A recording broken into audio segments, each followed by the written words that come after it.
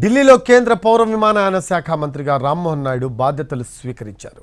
తన తండ్రి ఎర్రన్నాయుడును స్మరించుకుంటూ బాధ్యతలు స్వీకరించానని చెప్పారు రామ్మోహన్ నాయుడు.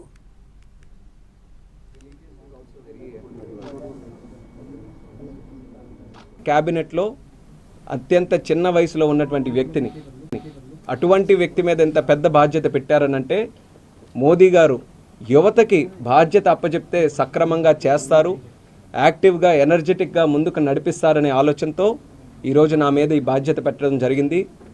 ఆ బాధ్యతకి సంపూర్ణమైనటువంటి న్యాయం చేస్తానని మోదీ గారికి, మా చంద్రబాబు నాయుడు గారికి, అలాగే దేశ ప్రజానికానికి అందరికీ కూడా ఈ సందర్భంగా తెలియజేసుకుంటున్నాను. మరి ఈరోజే స్వీకరించిన తర్వాత ఇమీడియట్గా మాకున్నటువంటి ప్లాన్, మోదీ గారు ప్రతి డిపార్ట్మెంట్లో దేశానికి కూడా సంబంధించి 100 days యాక్షన్ ప్లాన్ని తయారు చేయమంటం జరిగింది. మా డిపార్ట్మెంట్లో కూడా అది చేస్తాం. సామాన్య ప్రయాణికుడికి ఈజ్ ఆఫ్ ఫ్లయింగ్ తీసుకొని వచ్చే విధంగా కార్యక్రమాలు చేస్తాం.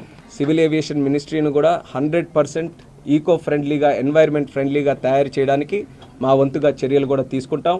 చాలా వరకు ఎయిర్పోర్ట్స్ అన్నీ కూడా ఆ దిశలో ముందుకు వెళ్ళాయి.